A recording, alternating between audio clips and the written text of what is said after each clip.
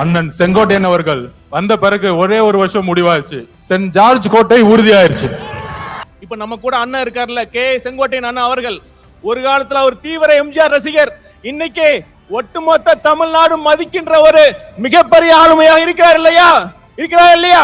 அதே மாதிரி இந்த ரசிகர் கூட்டத்தில் இருந்து இன்னும் எத்தனை செங்கோட்டையன் வரப்போகிறார் என்பதை பாருங்கள். ஒரு மாநாடு, இளைஞர் மாநாடு மாதிரி நடத்தினாங்க. எப்படி? இளைஞர் மாநாடு மாதிரி. அங்க ஆனா இளைஞர்களே இருக்க மாட்டாங்க. ஆனா அங்க ஒரு இளைஞர் இருக்காரு. அவங்க அப்பா பையன், அவங்க 2 இளைஞர்கள் தான் தமிழ்நாட்டுல. ரசிகர் கூட்டமா கூட இருந்துடலாம், ஆனா அந்த திமுக மாதிரி கொள்ளையடிக்கிற கூட்டமா, சுயநல கூட்டமா மட்டும் இருக்கவே கூடாது. இளம் பெரியாரம். யாருப்பா இளம் பெரியாரு? பெரியாரோட வரலாறு தெரியுமா? பெரியார் ஸ்பெல்லிங் படிக்க தெரியுமா உனக்கு? மழையில படிக்க கொடுத்தா? ஆட்சியாளர்களை கேள்வி கேட்டா அவங்களை அரெஸ்ட் பண்ணி உள்ள வைக்கிறதும், உண்மையான குற்றவாளிகள் வெளியே சுத்துறதும் சர்வாதிகார ஆட்சியில் தான் நடக்குதும். சிஎம் சார், நீங்க சர்வாதிகாரிலாம் மாறலாம் தேவையில்லை, நீங்க சர்வாதிகாரியா தான் இருக்கீங்க. இப்ப சமீபத்துல வெல்லும் தமிழ் பெண்கள்னு ஒரு விழா நடத்தினாங்க. அதுல ஒரு மூத்த பெண் போலீஸ் அதிகாரி வந்தாங்க. அவங்க யாருன்னு சிஎம் சாருக்கு தெரிஞ்சிருக்க வாய்ப்பு இல்லை. நான் சொல்றேன், 4.5 வருஷம் ஒழுங்கா ஆட்சி பண்ணாம கடைசி நேரத்துல அந்த திட்டம் இந்த திட்டம்னு சொல்லி சிஎம் ஸ்டாலின் அவர்கள் இம்போசிஷன் எழுதிட்டு இருக்கார். அந்த இம்போசிஷனை எழுத வச்ச வாதியா யார் தெரியல? இது மட்டும்தான். பனையன்னா Milky Mist, only Milky Mist. நம்ம தலைவரும் காவிரி ஆறு மாறுதாங்க. ஆத்துக்கு ஏழை பணக்கார வித்தியாசம் தெரியாம எல்லா வயலுக்கும் பாயும். அதே மாதிரிதான் நம்ம தலைவரும் ஏழை பணக்கார வித்தியாசம் பார்க்காம, சாதி மதம் இனம் வித்தியாசம் பார்க்காம அனைவருக்கும் நல்லது மட்டுமே செய்யணுங்கிற ஒரே தலைவர் நம் தலைவர் அவர்கள். நம் தலைவர் அவர்கள் அனைவருக்கும், அனைத்து சாதியினருக்கும், அனைத்து மதத்தினருக்கும் பொதுவானவர். அதனாலதான் நான் கேட்கிறேன், உங்களை பார்த்து கேட்கிறேன், அடுத்த முதலமைச்சராக யார் வர வேண்டும்? அதோட முக்கியமான கேள்வி, ஏன் நம் வெற்றி தலைவர் முதலமைச்சராக வர வேண்டும்? நம்ம தலைவர் எதுக்கு அரசியலுக்கு வந்தாரு? பணத்துக்காகவா? பதவிக்காகவா? இல்ல புகழுக்காகவா?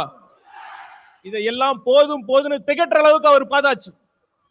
அவரோட நெருங்கி பழகியவன் என்ற முறையில சொல்றேன், அவர் வரதுக்கான ஒரே நோக்கம், தனக்கு பணம், பேர், புகழ் எல்லாம் கொடுத்த இந்த தமிழ்நாட்டுக்கும் தமிழக மக்களுக்கும் ஏதாவது நல்லது செய்யணுங்கிற ஒரே நோக்கத்துக்காக தான். அந்த நம்பிக்கை எனக்கு ஆழமா இருந்ததுனாலதான் அண்ணன் சொன்ன மாதிரி என்ன ஐஆர்எஸ் பதவியை, நான் கஷ்டப்பட்டு படிச்ச ஐஆர்எஸ் பதவியை தூக்கி எறிஞ்சிட்டு அண்ணன் பக்கத்துல நிக்கிறேன். அந்த நம்பிக்கை உங்ககிட்ட இருக்குல்ல? உங்ககிட்ட மட்டும் இல்ல, ஒட்டுமொத்த தமிழ்நாட்டு மக்களுக்கும் அந்த நம்பிக்கை இருக்கு. தளபதி வரா, நல்லது செய்ய போறார் என்ற நம்பிக்கை இருக்கு. அடுத்து இன்னொரு விஷயம், நம்மளை பார்த்து ரசிகர் கூட்டம்னு சொல்றாங்க. ஒரு நிமிஷம், அதுக்கு நான் சொல்றேன், இப்ப நம்ம கூட அண்ணன் இருக்காருல்ல, கே செங்கோட்டையன் அண்ணா அவர்கள் ஒரு காலத்துல ஒரு தீவிர எம்ஜிஆர் ரசிகர், இன்னைக்கு ஒட்டுமொத்த தமிழ்நாடு மதிக்கின்ற ஒரு மிகப்பெரிய ஆளுமையா இருக்கிறார் இல்லையா? இருக்கிறார் இல்லையா? அதே மாதிரி இந்த ரசிகர் கூட்டத்தில் இருந்து இன்னும் எத்தனை செங்கோட்டையன் வரப்போகிறார் என்பதை பாருங்கள். ஆனா ஒண்ணுங்க, ரசிகர் கூட்டமா கூட இருந்துடலாம், ஆனா அந்த திமுக மாதிரி கொள்ளையடிக்கிற கூட்டமா, சுயநல கூட்டமா மட்டும் இருக்கவே கூடாது. சரி, ஒரு சீரியஸான விஷயத்தை பத்தி நான் பேசுறேன். பகுத்தறிவு பகலவன் தந்தை பெரியார் பிறந்த மண்ணில், இந்த ஈரோடு மண்ணில் அது பேசுறது ரொம்ப பொருத்தமா இருக்கும். 1916ஆம் ஆண்டு நீதி கட்சி தொடங்குறப்ப அது முக்கியமான நோக்கம் என்ன தெரியுமா? 3% மட்டுமே இருந்த ஒரு குறிப்பிட்ட சாதியினர் முக்கால்வாசி அரசு பணியிடங்களை ஆக்கிரமிச்சிருந்தாங்க. நீதி கட்சியின் கொள்கையை ஃபாலோ பண்றேன்னு சொல்ற இன்றைய திமுக என்ன பண்ணிட்டு இருக்காங்க? 3% இல்ல, ஒரு குறிப்பிட்ட குடும்பத்திற்காக மட்டுமே, அந்த குறிப்பிட்ட குடும்பத்திற்காக மட்டுமே ஆட்சி செஞ்சிட்டு இருக்காங்க. அந்த குறிப்பிட்ட குடும்பத்துல பிறந்துட்டா ஆட்சி, பணம், அதிகாரம் எல்லாமே. அப்படி இல்லைன்னா கடைசி வரைக்கும் திமுகவோட தொண்டனா உழைச்சி உழைச்சி கடைசி பதவி கிடைக்காம கடைசியில சாக வேண்டியதுதான். இதுதான் இன்றைய உண்மையான திமுகவோட நிலைமை. திமுகவிற்கு, குறிப்பா அந்த குடும்பத்திற்கு சமூக நீதியை பத்தி பேசுறது எந்த தகுதியுமே கிடையாது. அப்புறம் இன்னொரு விஷயம், சிஎம் அவர்கள் நிறைய வாட்டி சொல்லியிருக்காரு, தப்பு பண்ணா நான் சர்வாதிகாரியா மாறிடுவேன்னு சொல்றாரு. எனக்கு ரொம்ப ஆச்சரியமா இருக்கு. நம்ம சிஎம் அவர்களுக்கு ஜனநாயகம்னா என்ன, சர்வாதிகாரி ஆட்சினா என்னன்னே தெரியல. ஒரு தவறு நடந்தா தப்பு பண்ணவங்களை கண்டுபிடிச்சு தீர விசாரிச்சு அவங்களுக்கு தண்டனை வாங்கி கொடுக்கறதுல ஜனநாயக முறையில தான் அதுக்கான சரியான வழிமுறை தான் ஜனநாயகமே தான். ஆனா சர்வாதிகார ஆட்சியில தான் ஆட்சியாளர்களை கேள்வி கேட்டா அவங்களை அரெஸ்ட் பண்ணி உள்ள வைக்கிறதும் உண்மையான குற்றவாளிகள் வெளியே சுத்துறதும் சர்வாதிகார ஆட்சியில் தான் நடக்குதும். சிஎம் சார், நீங்க சர்வாதிகாரிலாம் மாறலாம் தேவையில்லை, நீங்க சர்வாதிகாரியா தான் இருக்கீங்க. தயவு செய்து முடிஞ்சா ஜனநாயகவாதியாக ஆக முயற்சி பண்ணுங்க. ஆட்சி நல்லா நடத்துறாங்களா இல்லையோ, இந்த விளம்பரத்துக்கு மட்டும் குறைச்சலே இல்லைங்க. இப்ப சமீபத்துல வெல்லும் தமிழ் பெண்கள்னு ஒரு விழா நடத்தினாங்க.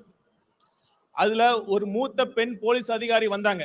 அவங்க யாருன்னு சிஎம் சாருக்கு தெரிஞ்சிருக்க வாய்ப்பு இல்லை, நான் சொல்றேன். Seema Agarwal IPS madam.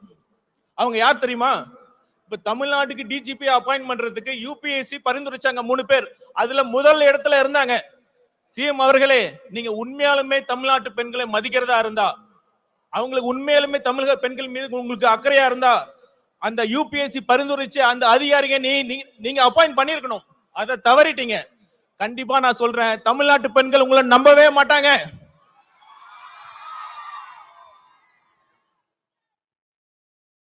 இவ்வளவு மோசமான ஆட்சி பண்ணிட்டு தேர்தல் நேரத்துல மக்கள் வரி பணத்துல அந்த திட்டம் இந்த திட்டம்னு சொல்லி இப்ப ஸ்டாலின் அவர்கள் கொண்டு வந்துட்டு இருக்காங்க. இது எப்படி தெரியுமா இருக்கு?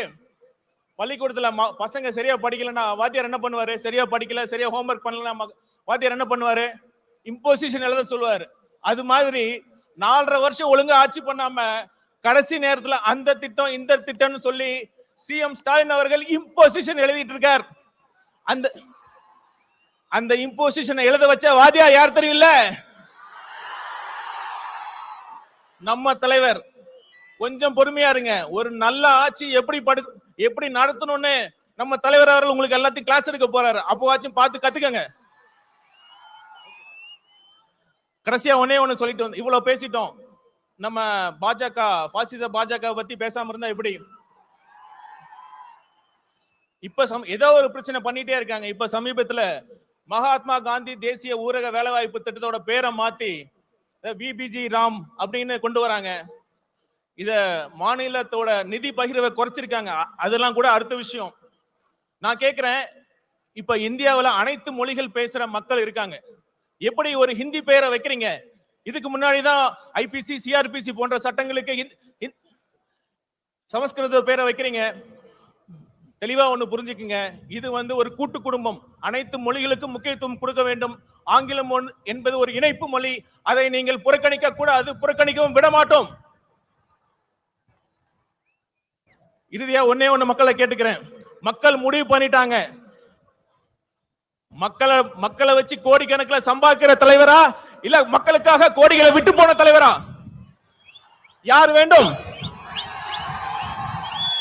ஒரு குடும்பத்திற்காக ஆட்சி நடத்தும் தலைவரா இல்ல ஒட்டுமொத்த தமிழ்நாட்டு மக்களையும் தன் குடும்பமாக நினைக்கும் தலைவரா? ஆட்சி பண்றப்ப போட்டோ ஷூட் நடத்தி நடிக்கும் முதல்வரா இல்ல மக்களுக்காக சேவை செய்ய துடிக்கும் முதல்வரா என்பதை நீங்களே முடிவு பண்ணிக்கங்க. வீசும் புயலை வேலி போல யாராலையும் முடியாது. அது மாதிரி நம் தலைவர் ஜெயிப்பதை யாராலும் தடுக்க முடியாது. நன்றி, வணக்கம். மிக்க நன்றி சார். ஈரோட்டில் கடல் இல்லை என்று யார் சொன்னது? என் முன்னால் அன்பு கடல், மக்கள் கடல், பாச கடல். தலைவர் சொல்வதை நாங்கள் செய்து முடிப்போம். அவர் சொல்லுக்கிணங்க நம் கடகத்தை இரும்பு கோட்டையாக மாற்றியிருக்கிற இரும்பு மனிதர், தேர்தல் மேலாண்மை பொதுச் செயலாளர் அன்பு சகோதரர் ஆதவ் அர்ஜுனா இதோ வருகிறார்.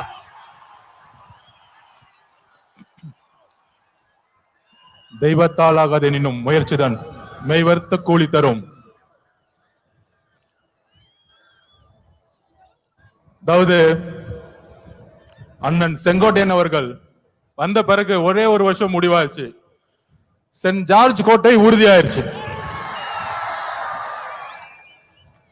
கழக தலைவர் அவர்களுக்கும் பொதுச் செயலாளர் ஆனந்தன் அவர்களுக்கும் கழக தோழர் அவர்களுக்கும் என்னுடைய வணக்கத்தை தெரிவித்து, சுதந்திர போராட்ட வீரர் தீரன் சின்னமலை அவர்களுக்கும் மாவீரன் பொல்லான அவர்களுக்கும் கொள்கை தலைவர், சமூக சீர்திருத்தவாதி, எங்களுடைய வழிகாட்டி தந்தை பெரியாரின் வழியில் அவர் பாதத்தை தொட்டு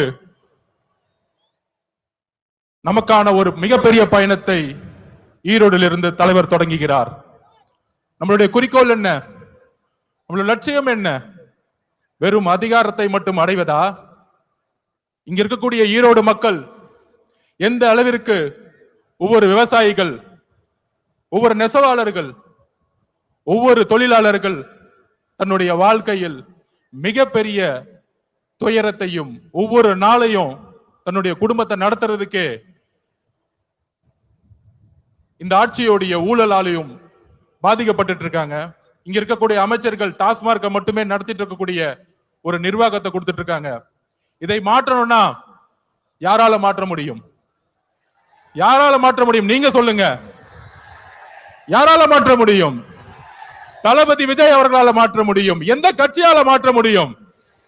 டிவிகே. இன்றைக்கு இருக்கக்கூடிய ஒரே நம்பிக்கை டிவிகே தான். அப்ப அது ரீசெண்டா ஒரு மாநாடு, இளைஞர் மாநாடு மாதிரி நடத்தினாங்க. எப்படி? இளைஞர் மாநாடு மாதிரி. அங்க ஆனா இளைஞர்களே இருக்க மாட்டாங்க. ஆனா அங்க ஒரு இளைஞர் இருக்காரு.